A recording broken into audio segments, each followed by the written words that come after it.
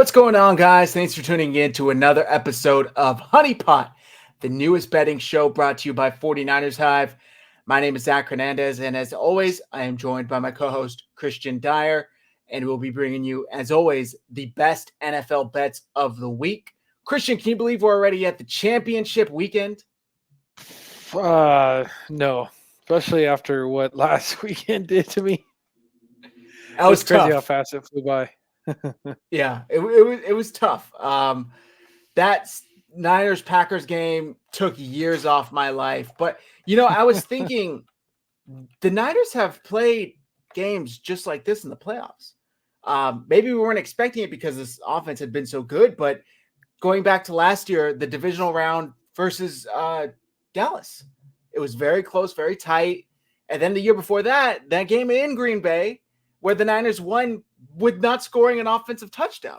So we're kind of used to it, unfortunately, but this one was a whole different level of nerve-wracking. But we'll get into that a little later. We'll focus on the Niners later. For now, we're going to start with the first game on Championship Sunday. By the way, if you guys have not hit like and subscribe to the video and the channel already, please do, and copy the link, share it on social media, share it to your friends, share it to people you hate, share it with everyone. It helps more than you know. So let's get right into it with this Kansas City at Baltimore game. This is a game that I don't think many were expecting. The Ravens are currently favored by 3.5, Christian, and the over-under is 44.5. Can Kansas City pull off the upset 2 weeks in a row against this kind of vaunted, really, really tough-looking, unbeatable, some might say, Baltimore Ravens team? How you feeling about it? I mean, you want to think maybe they could pull it off because they're still the Chiefs, but I'm not so sure they can. I think the Ravens should win this game just because of the fact that, people are going off the fact that the Chiefs won and it's Mahomes, but it's like they played a Dolphins team that didn't show up to even play or want to play in the cold. And then, right, they played good against the Bills, but the Bills offense was able to score some points. And they went up against, pretty much a third-string defense, second, third-string defense. There's so many injuries for those on defense. It's like they weren't even playing a half-decent defense. So it's hard to really gauge if they're going to, if the Chiefs all of a sudden figure out their offensive woes or it was kind of easy for them to move the ball because of who their matchups were. And, it's like, are they going to come in? Oh, we're back, we're good, and then play an actual defense like the Ravens and get smacked? Because that's what it feels like. Obviously, it's going to come down to how Lamar plays, but it just seems like I don't think the Chiefs' offense is going to look as good as they had the last 2 weeks because they're actually playing a good defense. And I still don't think the Chiefs are that good of a team. They just matched up well. I think if the Bills had a better defense, they would have won that game. What's tough for me is I agree the Ravens should win and cover, but it's late January and it's Patrick Mahomes and it's Andy Reid and it's Travis Kelce. We've seen this before, and I understand the Chiefs had a down year. In their down year, they were still 11-6. They were 2 games worse than the Baltimore Ravens. So yes, take it with a grain of salt. I know they lost some bad games. They lost to the Packers. They lost to the Raiders. But like I said, it's still Patrick Mahomes, the greatest quarterback playing right now. And, to be honest, the greatest coach as well, and Andy Reid. So it's tough for me to pick against them. Lamar looked great last week after not looking so good in the first half. I think we were talking in the group chat, and he had 27 yards passing at halftime. I mean, DeMeco Ryans was just putting on a coaching clinic. That game was tied 10-10 at half. Unfortunately, the Texans never got anything else going after half. I think that what was the final score, like 34-10 or something like that. So 31-10. I think it just obviously the Texans offense not being able to do anything. It put too much on the defense, and the defense could only hold for so long. Right, but to be fair, it did look like the Texans were having some success moving the ball. Like, it did not seem like that was an issue. They were running the ball well. They were passing the ball well. And that offense is not as talented as the Kansas City Chiefs offense Although maybe you might want to make an argument, CJ Stroud, he's kind of still that rookie unknown, but I would take the Chiefs offense any day over that Texans offense. So I'm hesitant to take the Ravens here. Mm-hmm. And if there was one game that I feel like the Ravens could drop, it would be this one. If they were playing if they were playing Buffalo, I would more comfortably pick Baltimore. I don't know, man. I think Kansas City's going to pull off the upset. It just seems like they have that ability, and this is like the final dragon all AFC teams have to slay. Josh Allen, he thought it was his year. He finally had the home field. He finally had the upper seed, the higher seed. He finally had, everything he needed to beat Patrick Mahomes. He beat him in the regular season again, and he couldn't do it, Chalk it up to a kicker missing a kick. Chalk it up to Stephon Diggs suddenly forgetting how to catch. Whatever it is, he couldn't do it. So can Lamar, who had previously been 1-3 in the playoffs, he just won his second playoff game last week versus CJ Stroud of the Texans. Can he win his second one in a row after only winning 2 in 5 years? How long has he been a starter? I don't know. Am I crazy? Am I crazy here for wanting to pick Kansas City? If you look at what Allen did with his legs against Kansas City, he gashed him. He was their leading rusher. So that tells me, like, if Lamar decides to use his legs, which I think he will, I think he's even used his legs more against the Texans than he has all season. I expect him to do the same thing against Kansas City. I would assume that they struggle with that with Lamar. They might be okay like at getting pressure on him, but if he escapes it for any reason, I think they're going to have a tough time corralling him.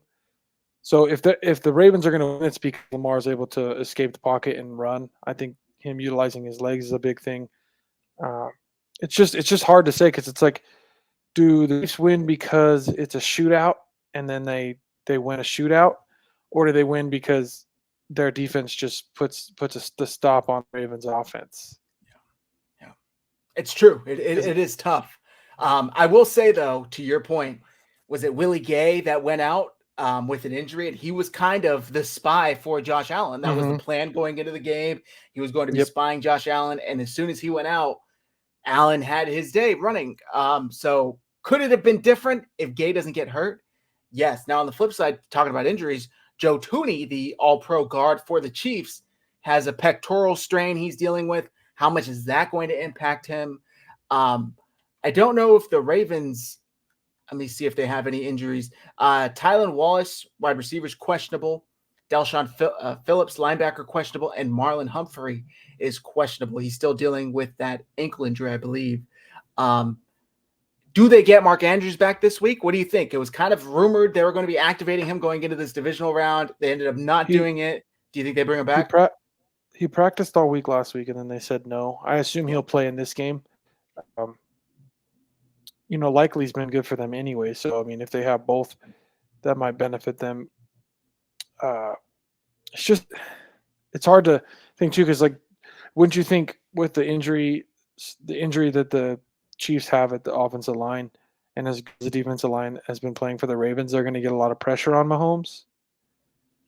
I would like to Mahomes think so. obviously can extend the play, but he's not, he doesn't have like a crazy quick burst and, escapability the way that Lamar does. So he can burn you that way, but it does seem like if the Ravens win, it's because they are going to get a lot of pressure on Mahomes, because that's how you beat them, right? You constantly have a lot of pressure. Yeah. And I feel like that's the Ravens' way of beating them. We'll have to see. They actually are probably one of the better cover. They probably have one of the better backfields, covering receivers, tight ends. Tight ends is what they struggle with, I'd say. Linebackers covering Kelsey might actually benefit the Chiefs. So it's kind of like matchup to matchup. Each team wins a certain matchup, so it just depends on which one wins more matchups. Yeah. It's really, that's why, I think that's why it's so close, because I'm sure it's like it comes down to just matchups and who does what when. Yeah. 'Cause, you kind of just assume Mahomes is going to play well. So it really depends on if Lamar shows up to play well, if the Ravens defense plays extremely well. But yeah, this game really is a toss-up. Like and to me, it's a pick 'em. Yeah, and that's what basically the books are telling us too. I mean, 3.5 points. My bookie has that. Mm-hmm. The home favorite gets 3, so half a point is not much. And it actually is a little surprising given the Ravens' success this season. I saw a stat earlier where they had, what was it, the first team in NFL history to beat 10 teams over 500 in a single season. So it's been a hell of a season for the Baltimore Ravens, yet they're only favored by 3.5 in this championship game.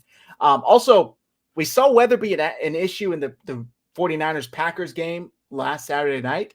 The weather right now, 40% chance of rain, 49 degrees. It's not likely it'll rain that much if it does, but we know rain kind of brings that talent gap a lot closer, Oh, dude, muddies it's things such an up, equalizer. uglies things up. So perhaps it does make things ugly. I want to share this parlay I have with you, though. Tell me what you think. Okay. So it's a 5-leg parlay. Lamar Right. Jackson over 64.5 rushing yards. Ty, I I love know. that. I love that. Okay. That's how they're going to win is with him rushing. So I like that. Marquez Valdez Scantling over 1.5 receptions. Yeah. He dropped a He's going to couple have to last have. week. I think they'll bring him back. He's They'll go back to him. he's going to have some big catches for them to win this game. So I like that one. And Isaiah Pacheco and Isaiah Likely each to have a touchdown. Likely's that. a little iffy with Andrews possibly being back, but I still think he's the hot hand.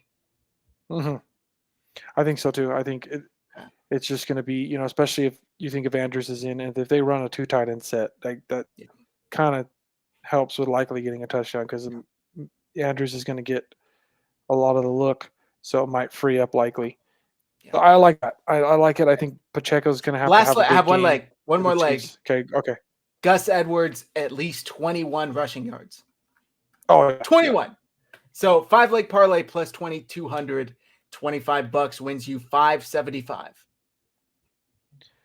Okay, because if you watch the Bills Chiefs game, when the Bills were running on the outside, right, when they were running the stretch plays, they were gaining yards, right? They were running well, or running as well up the middle. So I'd like the Ravens run game against the Chiefs because I feel like they'll utilize running on the outside because they have guys with speed. Their running backs are pretty fast. Yeah. So I don't see them running up the middle as much. I think they'll be able to get to the outside, and I think that's the Chiefs' weakness is outside runs. Yes, exactly. Getting away from, Chris Jones in the middle there. All right. So it sounds like you're picking Baltimore. I'm still leaning with Baltimore just because I feel like they win more of the matchups and their pass rush is going to be, if you put pass rush to pass rush, I trust the Ravens to get to Mahomes enough to disrupt him and stop some of their drives to where the pass rush for the Chiefs, I just don't trust them. Like I know they have a decent pass rush at the time, but you saw what Josh did when he escaped the pocket. Mm-hmm. I mean, I would assume Lamar is going to do the same, if not better, because he's faster. So it's just hard for me to think because this game's going to be won in the trenches. It feels like I trust the Ravens more. Okay. And Lamar's threat with his legs, I think, is really going to help him against Kansas City. Okay.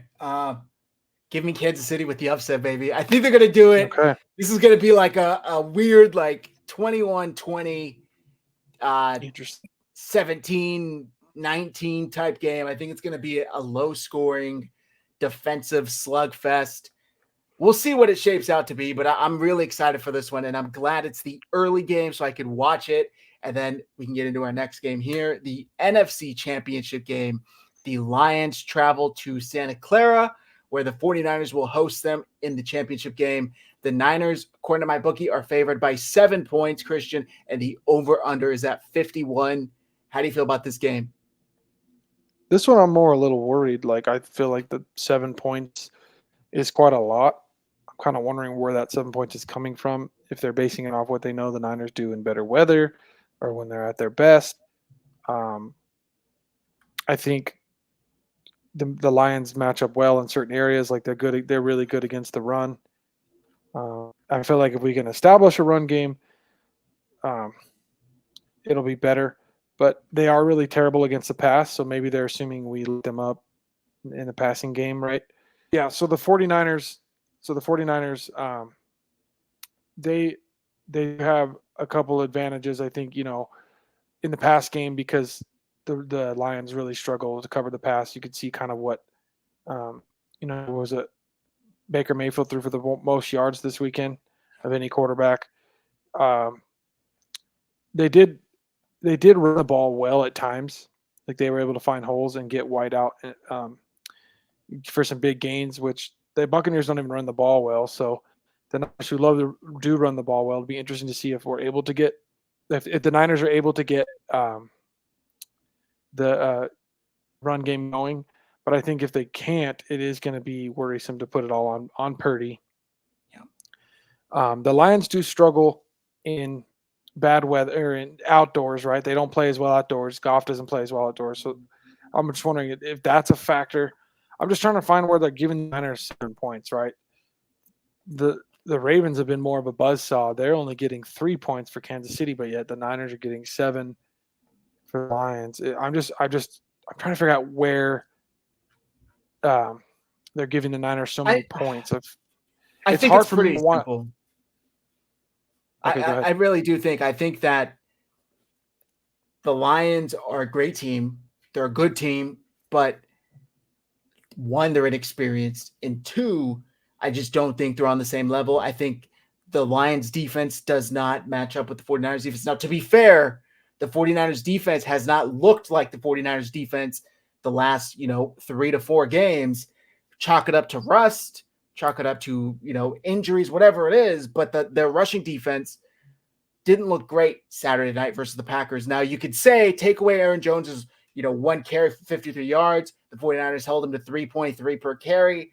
Yeah, but you can't take away that one. It's like that's how it works. You go, and then you bust a big one, you go. So that is concerning to me, but I do think the 49ers defense is good enough to not play that type of game. And I think what was the most impressive, I guess you could say, or a reason to remain calm if you're a Niners fan like we are, is they just won with like their C game. Like that was not their best game on any front.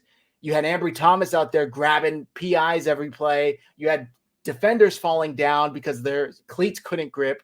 You had Purdy airmailing receivers, and yet they still won. Like when it really came to do it, they went on a 9-play drive and got a touchdown, and then the defense stepped up at the end. So if they could win with their C game, and on the flip side, the Lions, took everything to beat the Rams by 1 point, and then took a lot to beat the Bucks. And I think they ended up winning by 7 or 10 or something. 8.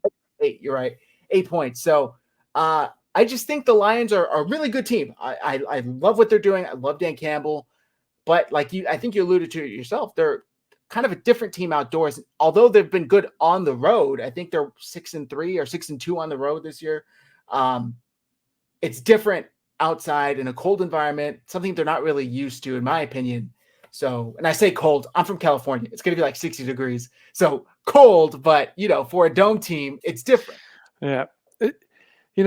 I think, again, right, this is a game where you think it is one in the trenches. Like, Niners going to win this game. They got to get pressure on Goff. Goff's not going to escape the pocket well. That bodes well for the Niners defensive line, but we haven't really seen sacks as of late from we're not seeing the production that we're used to seeing from the Niners defensive line, whether that's scheme or whatnot, and we can figure it out. We're getting pressures at times, but I don't know where the disconnect is where we're not seeing the sacks. We have the guys on the line that should be able to get them, so we have to get to Goff and hit him, whether, disrupt him. If Niners are going to win this game, they have to disrupt Goff. They have to constantly be in his face. If you give if the Lions offensive line is dominating and Goff has time, it's going to be very hard to beat them. Yeah, I don't disagree with that at all. But I do think, the Lions have a beat up offensive line, even though they were one of the best all year this past week versus the Bucks. Frank Ragnow, their center, their all-pro center, suffered a sprained knee and a sprained ankle. He was able to go back in and play because the dude is a beast and he's expected to play in the championship game, but that's nothing to kind of scoff at, you know? And then on the other hand, I just had up the injury report here. Is it there? Jonah Jackson is doubtful with an injury as well. So Jonah Jackson doubtful. Frank Ragnow's questionable. That's two big pieces of their offensive line. And Jonah Jackson's backup, when he came in, I feel like he immediately gave up 7 pressures. And we did see Jordan Love be able to extend plays with his legs, move around in the pocket, escape pressures Saturday night versus the Packers. But Jared Goff isn't really able to do that. He's more of a statue. So I'm a little more confident in the 49ers defensive line's ability to get home on those pressures. Just because, one, the injuries to Detroit's offensive line, and 2, Goff historically just ain't built like that. You know, like he's not going to be running around. He's not escaping. He's not dancing around the pocket. It's just not his game. So if they get the pressures, I think that'll translate to sacks.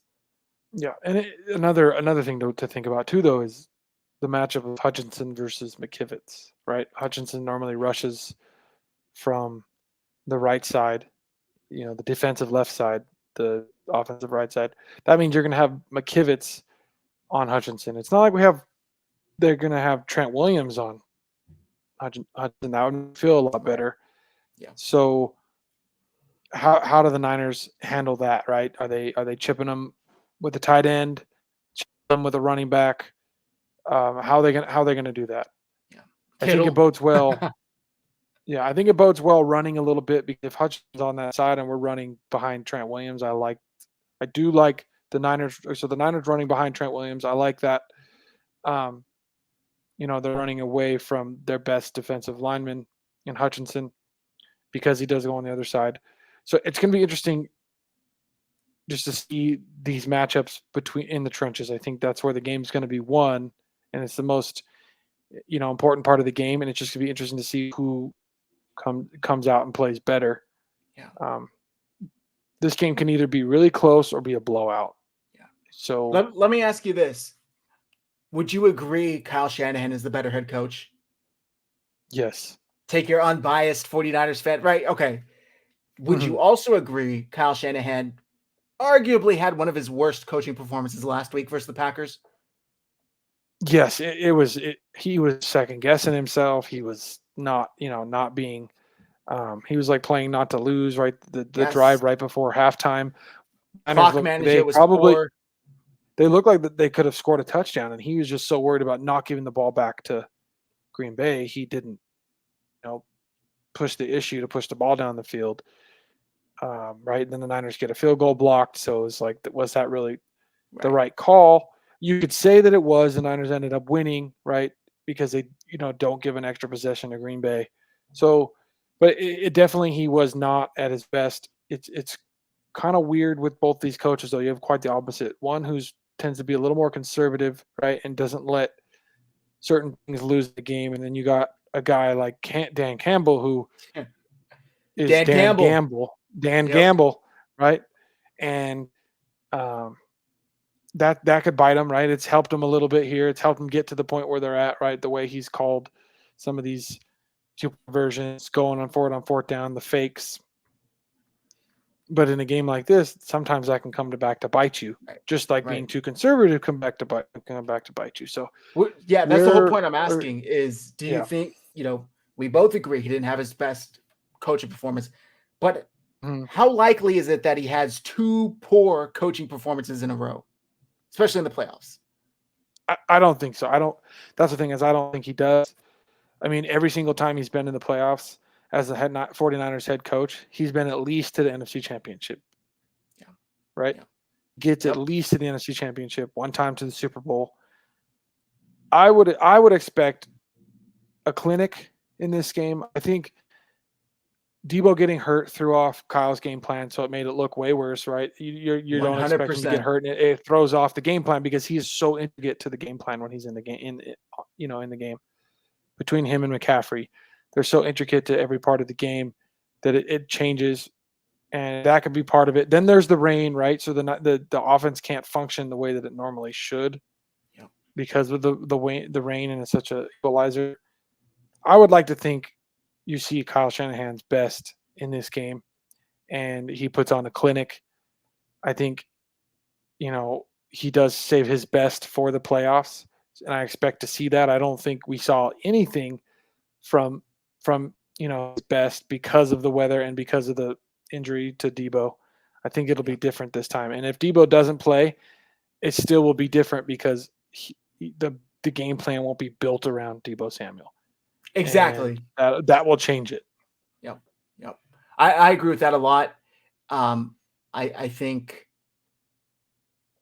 having a whole week, and look, they came out and said there's no fracture in Debo Samuel's shoulder. It's a matter of, pain tolerance. He's 50-50. I think they probably know, and it's a little bit of gamesmanship as to whether or not he'll play or not. I can't imagine he misses this game. Maybe I'll eat my words come Sunday, but I really do think if there's an opportunity for him to go, he's going to go. I think – go ahead. The biggest issue to think about when it comes to Debo, though, is if there's any possibility of it hurting his game at all, right? The only way he plays the game is extremely physical. Punch you in the mouth, run you over. You're going to have to earn it. You're going to have to earn it every time you tackle him. Does the shoulder injury take away from his ability to play his best game? And in this case, does he play if they don't think that he can be himself? I would argue you'd rather have, for a chance to go to the Super Bowl, you'd rather have 60% Debo Samuel than none. Agreed. Right? Because it's either 60% Debo, Ayuk, and Jennings, or Ayuk, Jennings, Conley, Ray. No disrespect to Conley and Ray, but they're clearly not Debo. Yeah. So I think you would ask him to do it. Maybe you just tell him, hey, just go down, get out of balance, take care of your shoulder, play smart. You don't always have to fight 6 or 7 defenders for an extra half a yard. That's how he got hurt Saturday night. I agree. And the biggest thing though too is with Debo is he's the emotional leader for 49ers.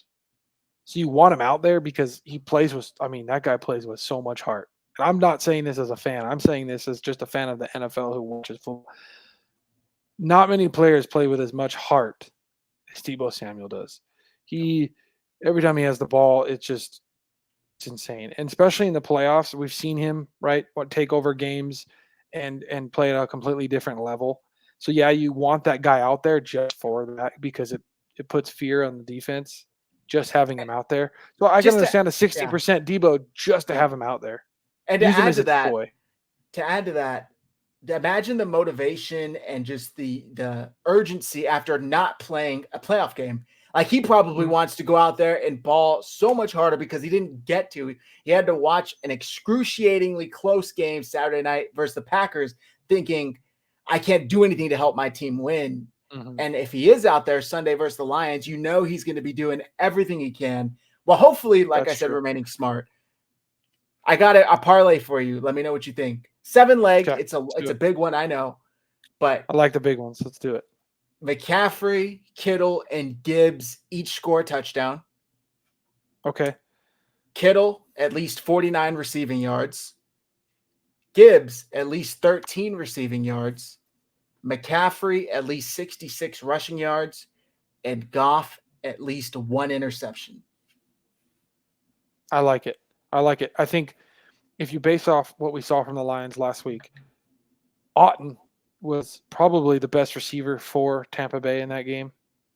He was the most consistent. He was open a lot. Yep. I'd like to think that Kittle's going to do the same, and Purdy's going to find him. So I like the Kittle touchdown. McCaffrey's just you have to take it, right? He's most likely going to get in the end zone. Yep. But I do like the Kittle one because I think the Niners are going to look at the film and be like, George, look how Otton was eaten. We got to do the same thing. Yep. Right? Yep. So they're 27th in passing defense, the Lions. So that bodes really well for us. That means Purdy's going to be able to find his guy. I think he's going to be able to get in a rhythm, right? So if the Niners can exploit what the Lions defense struggles with, then it can be. I like that parlay. I would even wonder if like taking the over and like taking the over in yards for Purdy in this game would make sense because he had what 250. They have his over at 274. Yeah, they had him. He had 250 against Green Bay in a game he struggled in. Yeah, I would like to think in a game with better weather and a worst passing defense, he would have more. Yeah, right. He should have over 300 yards in this game. I do expect Kyle to go on and come out and throw in this game and not as run as much because the Lions are good against the run. I like to think he uses the run as a decoy a lot, right? Like we talked about having Deebo Samuel out there. You imagine fake a handoff to I mean, it's gonna suck up those linebackers real fast. Yeah. Yep. So I like Purdy having a big game in the passing game. Yeah. I agree. You mentioned the Lions' weakness in the pass defense. They have the 30th ranked pass defense when it comes to EPA allowed per opposing dropback.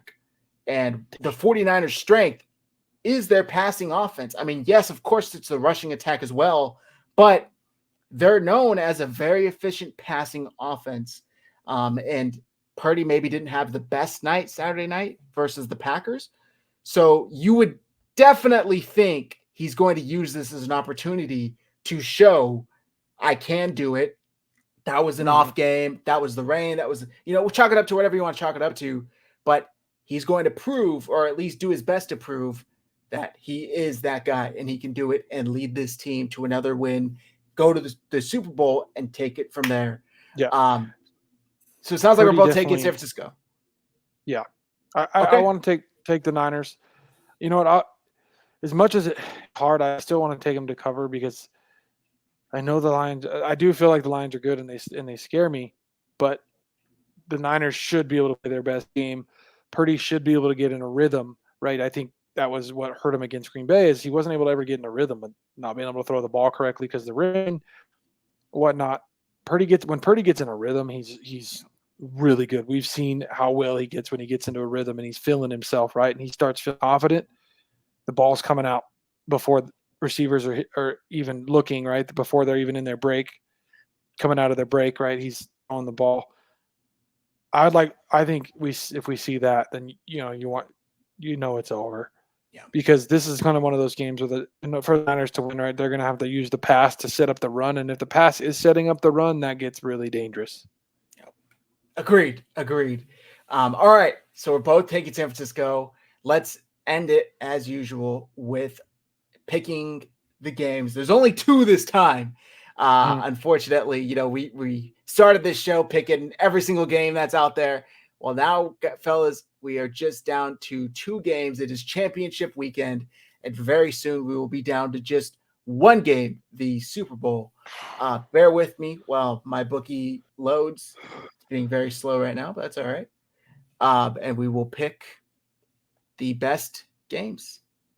All right, let's pick these championship games and wrap things up. Christian, you go first. I think I already know your answers, but please, Kansas City, Baltimore, who you got? I'm going to take the Ravens, and I'm going to take the over in this.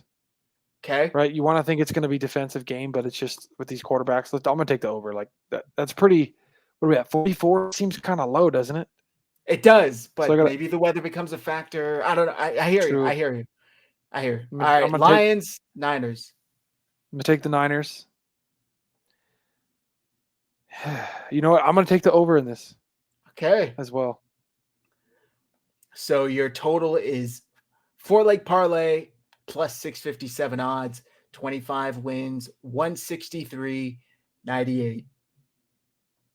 All right. And for me, I'm going to do it. I'm going to go the Chiefs. Okay. And I'm going to go under. I think it's going to be a defensive slugfest. Okay. And then give me the Niners and give me the over as well. Plus 1137, 25 wins, 284.79. All right. Damn. All right, guys. So, championship weekend. You Go ahead. thinking 17-13 kind of game with the Ravens Chiefs? Something I feel like something like that. 20 Okay. to 17, 19. All right. See, I don't know. I just feel like it's going to be a slugfest, that classic Baltimore style game. Okay. Points are a premium. We'll see. Maybe I'm wrong. Maybe I'm completely wrong. Maybe somebody blows somebody out. Maybe it's a high scoring shootout. We'll see. But either way, I'm glad we get a classic AFC quarterback competition. It was either going to be, Lamar versus Josh Allen or Lamar versus Mahomes. And this is something we've been robbed from for the past couple of years. So I'm excited to see it. But all right, that's going to do it. Championship weekend is here, guys. I hope you all enjoy it. Let us know if you copied our bets. Let us know if you disagreed. Let us know if you placed bets of your own. We want to hear it all in the comments. Make sure you hit like, hit subscribe, and like I said, share the show on social media. Our handles are below. Make sure you follow us on X and follow 49ers Hive as well. Take care, guys. It's when